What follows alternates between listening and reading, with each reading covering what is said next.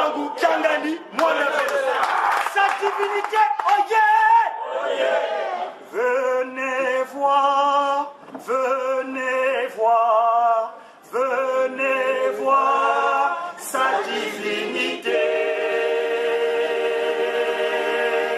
Simon Kimbangu Kiangani, Père Céleste, fous-moi longo. Venez voir, venez voir, venez voir sa divinité.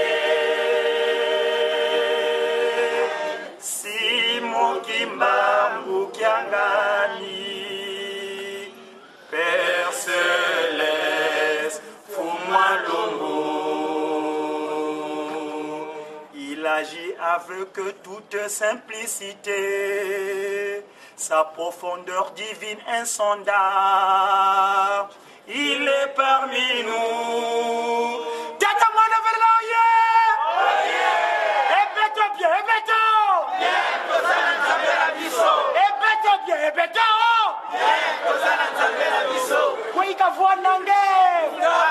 Kweka voix nange! Ikuna katata nzambi fumisha tata Mwana Belle.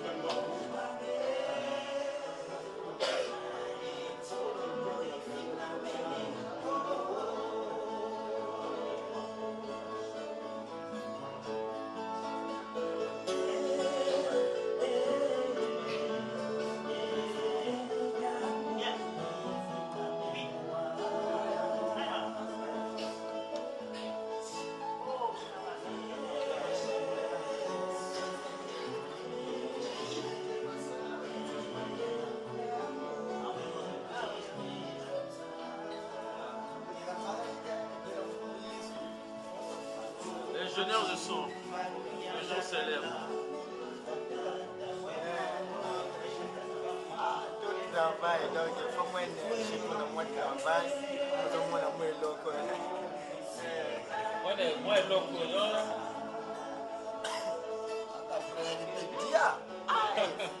Tanto! Maman.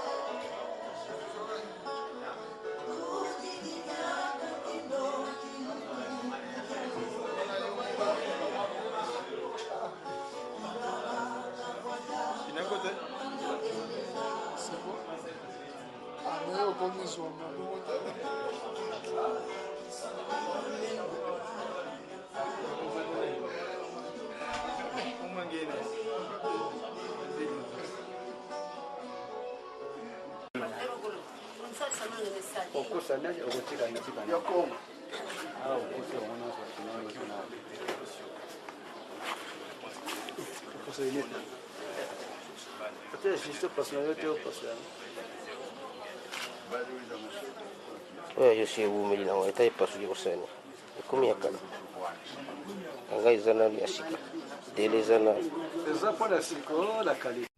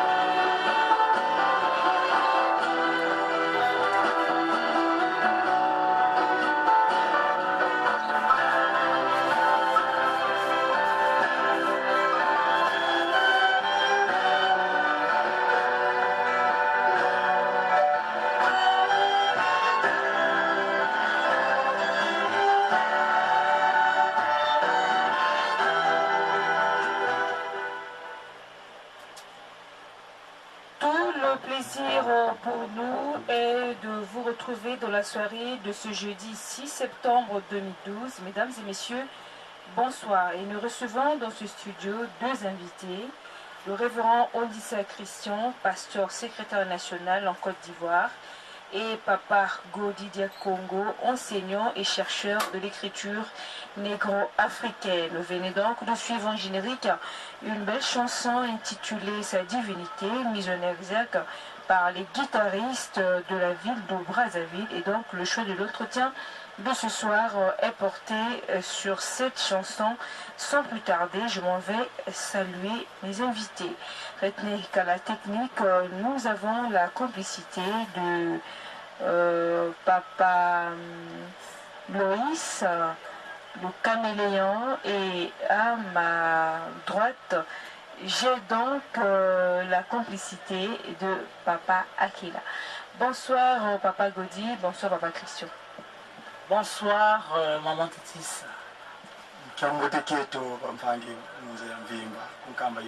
Bonsoir. Merci beaucoup, Bandeko Landina Kanisi, pour constater que Moko Akoloba mi beaucoup plus Kikongo et Moko Akoloba Lingala. J'espère que c'est ça, c'est la langue que vous voulez utiliser, Papa Christian. Oui, ça va. Ok, donc Bandeko Landina na Uti Koloba, Nazana ba invité mi balé. Moko Congo na Papa Ondissa Christian, Azali pasteur et secrétaire national la Côte d'Ivoire, Moussou Papa Godi dia Congo, Yazali enseignant et chercheur, il y a écriture négro-africaine. Kanisi Bisonoso, toyebi. Alors ndenge bauti kolanda na générique ya tranche na biso ezali toyoki nzembo ya bandeko na biso ya groupe guitariste kuna na Brazzaville. Bango bayembi biso nzembo kitoko oyo babengi bongo sa divinité parce que ils ont intitulé ya nzembo oyo bauti koyemba. Donc ezali nzembo moko to album moko bati sur le marché za esika nani eyebani mpenza te. Donc kobima nyonso yango oyo et je crois que mosala oyo basala na kati ya album wana mpe nani mpe esiti mais tokoyeba pourquoi sa divinité euti wapi eza inspiration ya nini. Donc source ya sa divinité ezali wapi mpe on va essayer un peu d'analyser sa divinité. Est-ce que aza na esika to akozala na esika te. Papa Christian, une fois de plus, bonsoir. Et Ibsa Bisso, parcours, il y a qui pasteur, on pour le but que vous êtes pasteur, alors que vous êtes tout jeune. Et pour permettre Bisso Toyeba réellement, qui pastora, et Outi Wapi, et Ndengeni, de Tebke, Oza, Mondimia, Papa Simon qui m'a appris un Namboga Brazzaville. Mais du coup, on se retrouvait dans la Côte d'Ivoire. Ils allaient qui Ndengeni. Merci beaucoup, maman Tété Samba. Évidemment, tout est parti en l'année 1995, donc 95. En 1995, quand on a ici la licence en droit à l'université Marine Wabi, et c'est là qui n'a qu'un poteau. Mais malheureusement, les Français n'ont pas de visa dans l'ambassade de France. Et nous avons moi déçu. Dans le Baki, nous avons continué l'étude dans le Congo. Madame, nous avons payé nos sous. Nous avons continué l'étude, l'étude dans Burkina Faso, dans Ouagadougou. Donc, on a comme une agence à Air Afrique pendant que vous êtes bien. Alors, décision est de changer Madame Moko. Pour nous écouter la moto, nous avons dit que au lieu de Burkina Faso, Madame Moko est à Abidjan, en Côte d'Ivoire. Donc, nous avons une décision qui est à Abidjan, en Côte d'Ivoire, qui est sur place, dans l'agence, dans le guichet, et l'agence Air Afrique, en 1995, ils avaient un mois, il y a décembre. Et nous avons fait un billet, nous avons accueilli à Abidjan. Alors, on attend comme à Abidjan, nous avons écouté Papa Kombo Jocelyn, Azali P. Pasteur. Nous avons écouté maman Premier Sato, donc nous avons au total 5. Mais wana tuzalaki na biso kaka bandimi simple ndenge bandenge tolobaka. C'est-à-dire parmi biso 5 wana ata catéchiste à la quitté, ata concierge à la quitté, diacre ou diaconesse à la quitté, pasteur à la quitté. Le banay ko sambela na ba dimanche et pas ba protestant. Au moins dimanche ko kito sangani biso 5 to kei na ba protestant to kesambela kuna. C'est là qui bongo pendant pratiquement une année. Alors tolaki kozwali kanisi tolobi mais puisque tolukaki lingomba pendant une année tolekisaki communiquer na radio parce que papa mbanza telonganaki ngani asingaki na biso tolekisa communiquer na radio télévision ivoirienne mpona koluka bakimongiste nde biso 5 wana tosorganise tolekisi communiquer pendant pratiquement une année tomonaki bakimongiste mosusu te. Alors toyei kozwa idée tolobi mais lokola tozali biso 5 malamu tobanda lingomba pambate. Pardon Patricia, on a vu que vous passez communiquer dans la radio et télévision ivoirienne pendant une année, c'est ça? Et il y a une année, au moment qui monte, vous s'ajouter la bino au Tikalika 5 personnes. Exactement, tu Tikalika biso 5 wana, tu l'exa qui communiquer, n'est pas pour maman, ça dit l'ongana kanga na singa biso de Pinkamba. Tu bana ko l'exa communiquer, mais tout le monde qui monte qui m'a dit mogo sous ya mona kiti à part biso 5 wana. Donc c'est peut-être pour dire que Nathan wana bakimbangi c'est bazalaki na Côte d'Ivoire té. Alors bakimbangi nous gande bazalaki, il y avait 6 kimbangiste mikolo na mwa babana mike. Mais ezali kaka tatanza boninga tatanza mbe alingaki ezala bongo parce que bango bana ko sambela na bandako. Alors biso na tango to komi la date ya le 3 décembre. Non, le 3 novembre plutôt. 1996. Alors donc 1996, le 3 décembre, 3 novembre plutôt, alors tu as vu les canissi. Tu as vu, mais le coup de biso 5. Soirée spirituelle, ici est formé biso. na biso 5 oyo nani atei na soirée te biso nyonso 5 tosi totei na soirée epai touti na Congo.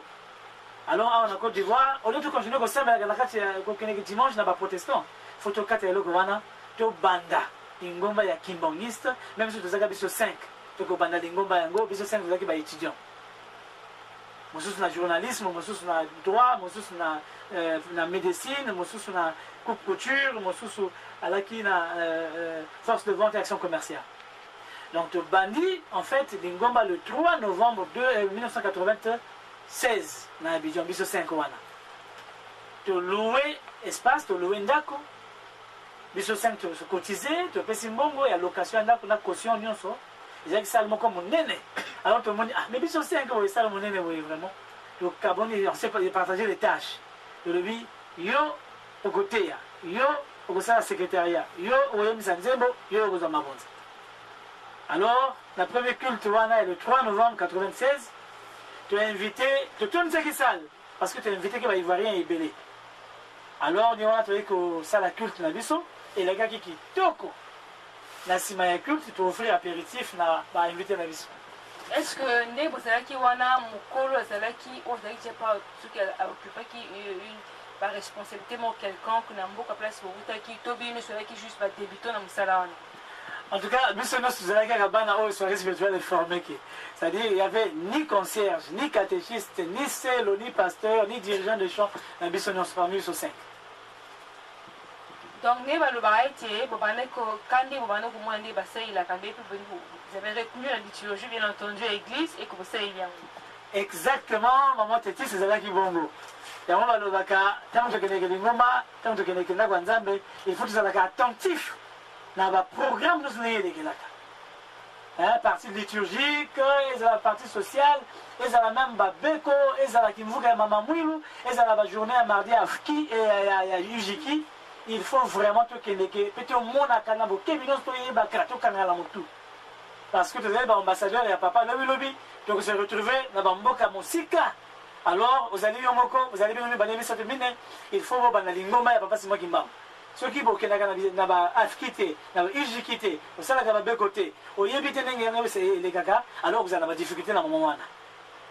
Donc biso to s'inspirer gaga na autre bana ko mona, côté de otaki na Congo, ni te yuko bana musala wana kuna. Alors dimanche wana to samedi. To interviewer quand même ba ivoirien ou samedi na biso. To zala qui surpris quand même. Et vous constatez que mingi kase na bango ba yeba ki papa c'est moi qui m'a. Et nous avons la découverte que papa qui se loquait, les photos de papa qui se loquait, ils allaient dans le livre de lecture, ou ils allaient au programme officiel d'enseignement dans la Côte d'Ivoire. On va expliquer comment ça s'explique. Mais au Monaki Yango, Ivoirien, c'est sûr, c'était que non, sur la Kinabango, il n'y a pas que se loquait, alors qu'en Côte d'Ivoire, je sais que la période en battant et lesquels le temps vraiment vécu, il n'y a jamais eu l'église kimbangiste. Exactement. Pendant que l'église kimbangiste, alors que l'église kimbangiste est allée qui dans la Côte d'Ivoire, mais papa qui se loquait les photos naïe et ils ont un livre de lecture en tant que grand homme. On va marquer histoire, il y a époque, il y a époque contemporaine, il y a Afrique, voilà, il y a Afrique noire. Il y a un cadre, il y a un livre, il y a lecture. Alors, Natango tozaliko to sali culte ya liboso wana to silisi lundi donc dimanche 3 novembre 1996 culte ya liboso esalami na Côte d'Ivoire to silisi culte wana lundi toyi kokutana na mama moko azali mokolo na par rapport na biso mokolo par rapport na biso et mama wana azalaki pe kimbangiste. Donc, le papa alingaki, to bandanani pour que tu découvrir. Bakimangis mususu bazalaki un peu dispersé na kati na Abidjan. Les mamans wana c'est que sengo mingi ndenge akutana kana biso. Et à ibisi biso bazalaki bango 6. To le bilo ko biso vous allez 5, bino vous allez 6, to comme il voilà 11. Alors communauté kimangiste et Koli. Ils étaient vraiment, ils sont vraiment comme on aimait. Tout le monde au samedi la kawapi. Bango balobi, bien sûr au samedi la ka. Le dimanche on a ndako ya papa intel, dimanche on a ndako ya maman intel, ainsi de suite. biso tolobi ah mais biso 5 tosali bongo te ntango tobandika mbala moko toloue mbala moko sale donc toza na sale oyo tozoloue 30 000 fois chaque fin du mois non 5 oui biso 5 kaka alobi d'accord donc tokobana kosambela sikoyo na sale wana kuna ezali na Cocody quartier babengi Cocody ezali quartier résidentiel ni kuna tobandi kosambela alors ntango tozali kosambela wana communauté emati lisusu tozwi bani mosusu baye tokomi ebele 20 30 40 50 60 et na ntango wana tolobi il faut tobanda déjà badémarche mpona kozwa reconnaissance officielle ya lingomba na Côte d'Ivoire dès maintenant alors totardeke te tobandaki déjà kokotisa badossier na ministère intérieur mpo na kozwa na ministère de la défense mpo na kozwa reconnaissance officielle ya lingomba na Côte d'Ivoire. Merci beaucoup et bravo. Bravo, on a dit non. Qui 5, trop jeune encore, mais quand même Burundi pour la identification de Lingomba. Alors, Toké et Sika par Louis Sazali pour le Yimbomoké.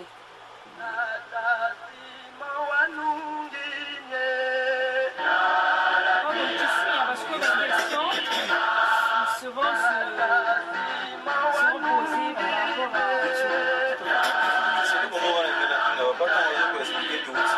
parce que si j'ai fait ça, Congo Angola, Congo RDC, Congo donc moi c'est moi il faut ça question de on parle d'abord c'est après on continue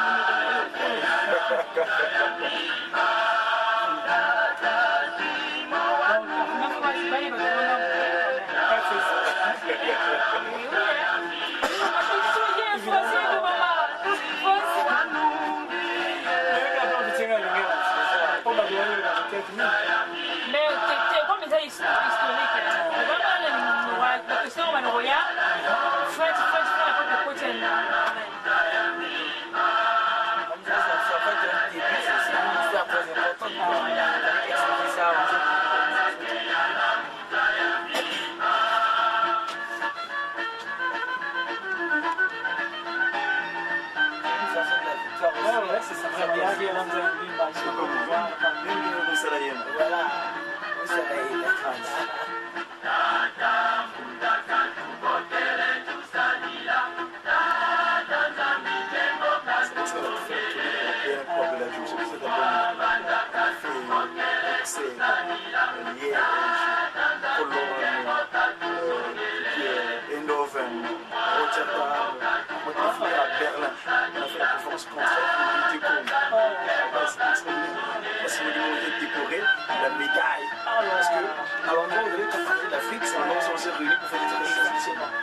c'était au 120e anniversaire.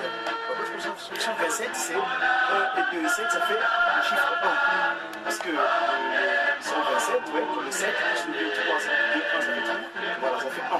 Donc du 10, c'est 1. Donc on a unifié le compte. Et quand je suis rentré à Paris, j'ai dit cette fois-ci, il faut commencer sur les Gaulois. Parce que c'est ce que j'avais là. Il faut différencier parce qu'il y a des enfants qui sont français, des français comme nous. Les français Gaulois,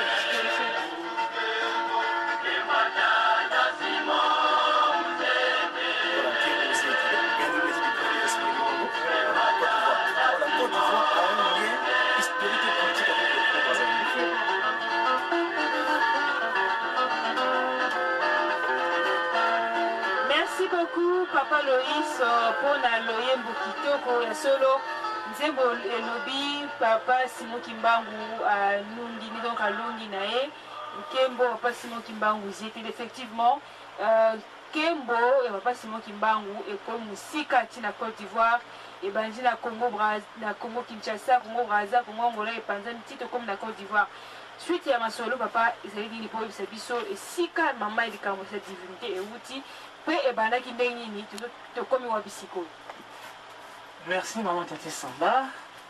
Na bana koloba na tango toyi kokutana na baninga mosusu tokomi 11 après communauté Koli toyi kokoma jusqu'à au moins 60 comme ça. Wana aussi de jouer reconnaissance officielle ya Lingomba. Bon, ça qui combien de temps pour vous avoir reconnaissance officielle parce que et Bobani Kobunda depuis 85 et 95 pardon et bon il faut reconnaître Bino officiellement à Anini. officiellement toyei kozwa reconnaissance officielle na biso na mois ya juillet 2001. En juillet 2001 toyei kozwa reconnaissance officielle ezalaki sous le régime du président Gbagbo, Laurent Gbagbo. Pour bandaki liboso na régime ya président Bédié ntango tosengi reconnaissance officielle. Alors bango tolokola baboyaki parce que l'article ebimaki na presse que ezalaki déjà 5000 sectes en Côte d'Ivoire et que soki bapesa biso reconnaissance tolinga tozala 5001e secte. Alors bango balingaki te. Donc voilà comment coup d'état eyaki ye alongwaki. Alors mosusu ayaki tolandeli dossier ye mpe abanda kozalisa biso mingi ye mpe général ye mpe akei. Alors balbotango bakomi mbala moko relancé dossier juste à peine quelques mois allez bapesi biso reconnaissance officielle wana en 2001. Alors tolobi na papa Mfuma Mbanza totindi mikanda un peu partout pour koloba église Kimangi Sikoyo est reconnue officiellement en Côte d'Ivoire et que le vert et blanc peut flotter maintenant sur le sol ivoirien du nord au sud, de l'est à l'ouest. Alors ezalaki esengo mingi vraiment nakomona vert et blanc na kati ya Kimangi na kati ya Côte d'Ivoire. Alors maman Tétis ntango wana tolokomi na papa Mfuma Mbanza tolobi na ye papa lokola tozwi reconnaissance officielle lingomba mpe ekoli tokomi bandima ebele. Alors papa tolingi otindela biso pasteur mokonzi moto azalaki kokamba biso parce que biso nyonso tozalaki soki 60 wana ata concierge ata longi ata selo ata pasteur moko azalaki te, mais tozalaki une 60 déjà. Tozalaki mpe déjà na kese na biso ezalaki kopese déjà lo parce que tozalaki bantinzela na makasi bantinzela na ba 100 et quelques mille francs CFA ba dimanche. Donc tu commences la caisse quand même magasi. Tu commences à point de dire que tu as même terrain. Alors papa Mfuma Mbanza a zongi ça qui biso boye.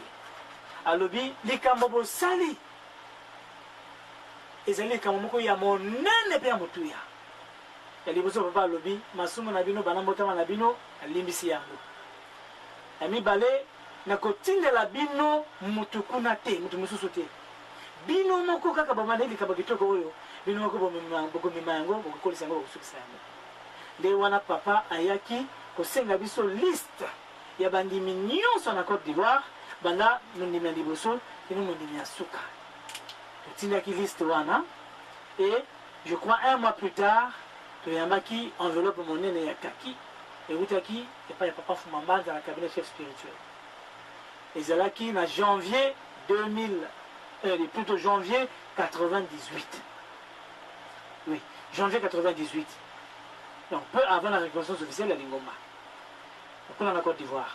Alors papa a tenu enveloppe wana, tu as l'enveloppe. Alors nous étions tous surpris de se retrouver dans la fonction, la responsabilité où le papa Mfuma Mbanza a nommé Kebiso. Personnellement, papa Mfuma Mbanza a nommé Kengai en 98 wana, en janvier 98. Le révérend pasteur, secrétaire national de Lingomba na Côte d'Ivoire. Ça alors, félicitations, roi pasteur. Alors, nous sommes les autres makaka, bien nous sommes aux tanga, tous les ans, qui déjà cadre na katia fonctionnaire. Non, on a vu ce monsieur à part maman, on a battu la monsieur bazalaki kuna depuis kala, mais bango babana kina kubimisa Lingomba te. On a l'obaki wana tokotaki na bango bazalaki bango 6. Sinon biso on bazalaki dynamique ba jeune, ba jeune en tout cas ça dynamique, bazalaki biso 5, wana bazalaka ba étudiant. Donc tozo lié à la fois ba étude na biso na mosala kosakola comme pas moi qui mango na Côte d'Ivoire, donc on a kubimisa Lingomba na Côte d'Ivoire. Alors de comme histoire, il y a une histoire, il y a des divinités. Il y a sa divinité. Alors, Yango et Likamoe et sa divinité Zali. Na tango to bani musala na biso ya pasteur. To komi na 2001 wana tango de reconnaissance officielle. Ezali église moko ba benga église Ariste na Côte d'Ivoire. Ezali kaka na Côte d'Ivoire, ezali pe na Bénin, ezali pe na Libéria, ezali pe na Ghana, ezali un peu partout en Afrique de l'Ouest. Alors église wana ezali na prophète. Prophète église wana comme on a William Harris. Azali de nationalité libérienne, donc il y a Libéria. Prophète wana en 1910. atambolaki na bapays ebele ya Afrique de l'Ouest abandaki kosakola abandaki koloba boye bobima na mangomba bapaya lingomba ya sikisiki ya solosolo ezali koya bobima na mangomba bapaya botika ndoki bobitika magie bobima na mangomba bapaya lingomba ya sikisiki ezali koya wana prophète William Harris na 1910 azoprêcher azosakola na la sous-région ya Afrique de l'Ouest. Alors bato ebele babimaki na mangomba bapaya donc baéglise catholique baprotestant basalutiste babimaki ebele. Alors prophète wana ayi kokufa sikoyo na ntango akufi atikali kolakisa bango te lingomba oyo azalaki ko prophétiser oyo bana kolobela bango base retrouver comme si à la traîne balobi ah et biso totikali boye ye prophète akufi atikali kolakisa biso lingomba yango te tosala nini bazwi likanisi ya kocréer lingomba e bapesi pour que bazala esika moko parce que bakokaki lisusu kozonga te na bangomba bapaya oyo prophète abemisaki bango prophète William Harris nde bayi kocréer l'église bapesi siko kombo ya église Hariste. Alors en 1982 église Hariste wana puisque ezali fortement implantée en Afrique de l'Ouest ezali église monene bazala ba structure d'accueil monene vraiment un temple monene. Alors bango en 1982 bakutani na papa Diangé na kuntima Banfu Malongo na Kenya na conférence ya CETA na ntango bakutani kuna bapesi invitation na papa Diangé na balobi ah tomoni lokola lingomba oyo prophète na biso William Harris prophétisaki wana ekozala oyo ya bino. Alors papa tolingi to toucher réalité du doigt yango nde papa tolingi yo oyaka na Côte d'Ivoire oya kovisite biso na nsima biso tokoya na Nkamba. Papa Diangé andimaki invitation na bango voilà en 1982. En 2001 lorsqu'ils ont découvert en 1982, non, voilà 82, quand on a fait invitation à Papa Diangé. C'est qu'en 2001, quand on va découvrir par voie de presse, 9 ans après, quand on va découvrir par voie de presse, que l'église kimangiste est comme reconnue, est comme la Côte d'Ivoire, alors Wana Bango, et c'est le Bango et c'est Momakasi. Un dimanche, ils allaient là, si je ne me trompe pas, le 23 décembre 2001. Tozalaki kosambela tozalaki na culte na biso na kati na Abidjan na paroisse ya wana tozalaki toze déplacé na commune na Djamé tokonasambela na Djamé na quartier ya Djamé toyambi visite ya ba membre donc ba nganga nzambe ya lingomba wana église Hariste balaki 25 personnes y compris le président de cette église. Il s'appelle le révérend pasteur Tchotchumel Félix. Donc bayaki basaki surprise. Tant que bimi ba yiko ba protocole que bato bazali banda. Tout le monde a boito bimaboye, bato ebele 25 personnes. Ah, bino boza bana non tous allés église Hariste. Bolingi dini to yiko sambela na bino. Ko tsi bango na kati ya na gonzambe to bande ko sambela na bango. To sambela na bango partie liturgique ici. To la partie sociale, accueil. To yami bango. To pisi bango maloba. Président Lingomba wana zuma maloba alobi. Kimangiste oye oye, Kimangiste oye oye, Kimangiste oye oye oye oye, espoir du monde église universelle. Alobi à solo. Te montrer que l'élo 23 décembre 2001, Papa Diangé Nakuntima à répondre à l'invitation au Besso de Pesakiye en 1982 na Kenya. À travers Bino, te montrer Papa Diangé. Alors, Bazaki ne s'est pas cassé. Ni Baki ko invité Bisso. La retraite spirituelle na bango il y a 3 jours na Bonoa à plusieurs kilomètres d'Abidjan. Le Sénégal qui est là na Panfu Mambanza, pas d'aller na Kangani, après ça Bisso Nzela, que Kendeki kuna ipa na bango, mais ça la retraite wana. La révélation est belle ils ont maki kuna. Ni kuna peut appeler ça que histoire et ya bango et église Hariste. Alors bango sikoyo, tant que ça na bango 3 jours wana retraite. Bango balobi. Alors, et comme il y a un abisso, il y a un abisso, il y a un Nkamba, ma salle délégation. Je crois 25 ou 26 personnes comme ça. La formalité, il y a ça de Madia. Liste, quand il y a un Nkamba, il y a 25 personnes qui sont malheureusement, on attend qu'il y ait un ministre intérieur qui a signé une reconnaissance officielle de la Côte d'Ivoire. Maître, avocat, maître Émile Bougadoudou.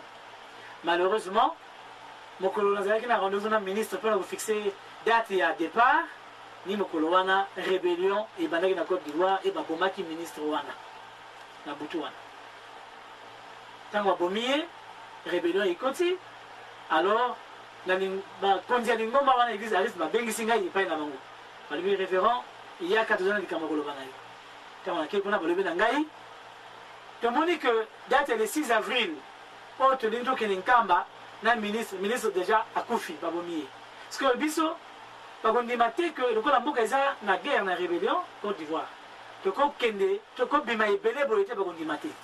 Donc en dehors il y a le 6 avril, est-ce qu'il n'y a pas une autre date oyo eza na signification monene na kati na histoire ya kimbongisme oyo tokokende na nkamba pesa biso badate nyonso ya histoire ya kimbongisme nde koyeba badate mpe ezalaka bien yo kimbongisme foyeba histoire ya badate ya kimbongisme ndenge ezali histoire ya kimbongisme na bandi kopesa bango badate à part le 6 avril napesi bango 27 avril napesi bango tokomi na mai napesi bango 25 mai nakopesa bango 6 juin ntango na bazopesa date bazotuna ngai elakisi nini nazoexplike bango napesi oyo elakisi nini naexplike bango ti nayebi koma na date ya le 12 octobre elakisi nini naexplike bango 12 octobre 1951 vendredi wana na 15h00 ntango papa Simon Kimbangu azali kokufa papa Simon Kimbangu kangani concomitamment donc au même moment azali kobotama batelemi bango nyonso mbala moko babandi kobeta maboko nayokeli somo parce que ndenge batelemaki lokola motu moko babandi koganga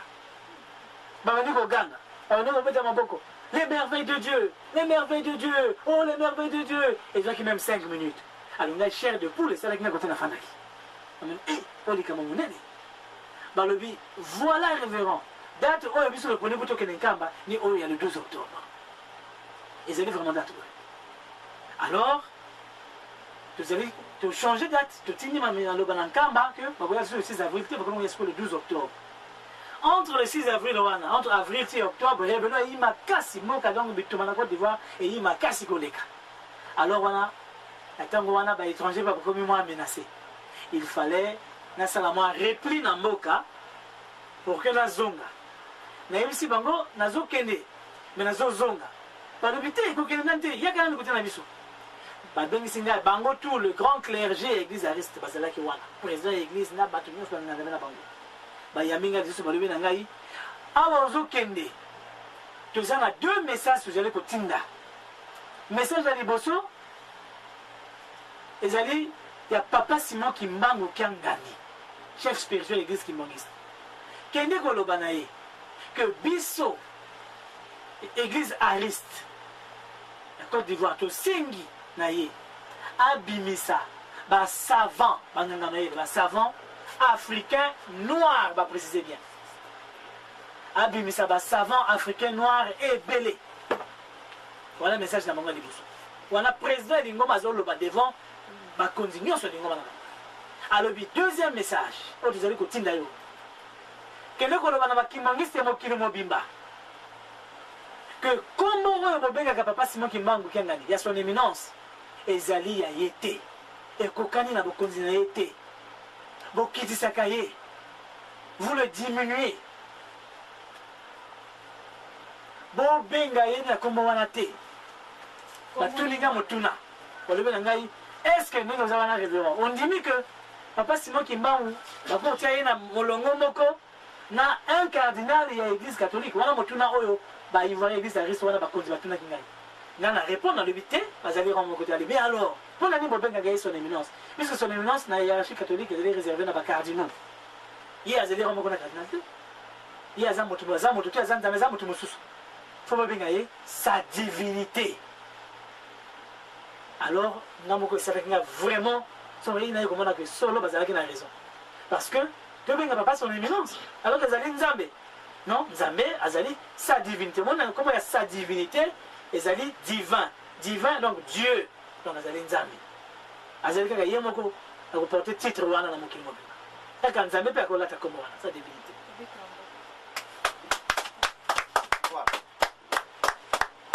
Merci beaucoup, Papa Christian. Voilà, il fallait qu'on y arrive là. Et c'est là, d'abord, comme je l'ai dit au début de notre émission, que c'est le choix donc de l'entretien de ce soir. Mais sans plus tarder, on va laisser un peu la technique pour de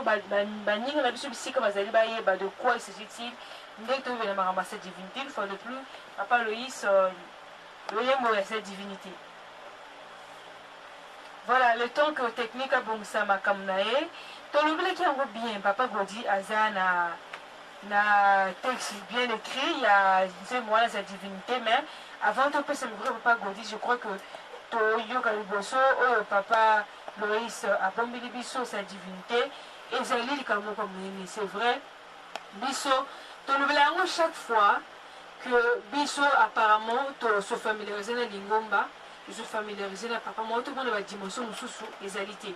Alors, le débat est ouvert déjà.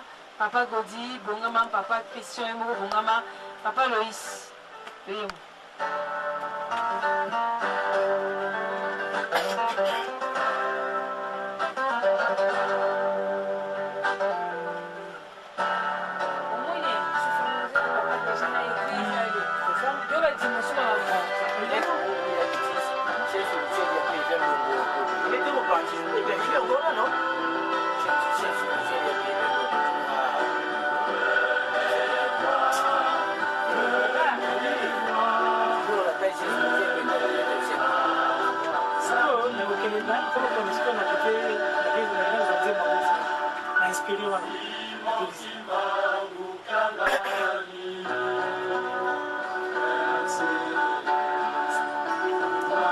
C'était en 2001, c'était en quel mois là?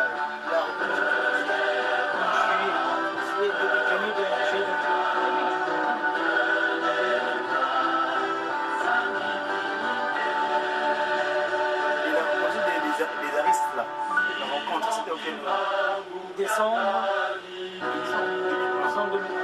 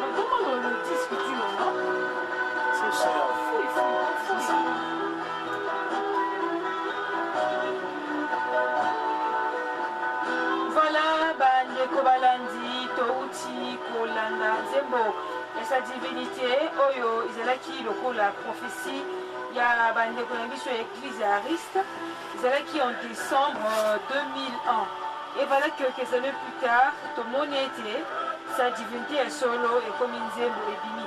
Alors papa Christian tango bazoyebi biso makambo ya sa divinité apparemment ezalaki un peu flou ezokoni komona bleu na miso. Évidemment maman te dis tango olobi kambo sa divinité namonaki lokola ne balongoli ngai elamba ya mwindo c'est comme si j'avais voilà c'est comme si j'avais on avait enlevé nettement elamba moko boye na miso parce que sur place namoni ya solo baza na raison ndenge tobenga papa son éminence alors qu'ezali nzambe eza lokola moni mwasi ya libala soki obengi ye mademoiselle akotala yo te mais soki obengi ye madame otie na esika na ye wana balika tali luzitu lolo voilà ça respect donc ezalaki ndenge wana yango tolobaki ete tobandi koyeba te tobandi réflexion na biso ezalaki tobandi kopousse yango mosika te mais bato oyo tozobenga bato ya libanda soi-disant bato ya libanda oyo papa tange na kotima mpe alobi ke bana ngai biso baza na libanda bato ya libanda oyo bakotia papa na esika na ye bacomprendre dimension spirituelle ya papa wana nde tobengi sa divinité en tout cas eza mpena exact ezali ndenge wana papa Godi nakanisi oza na nzembo écrit meka mpe oexplike otangela biso yango verbalement na français puis oexplike na lingala. Merci maman Dani.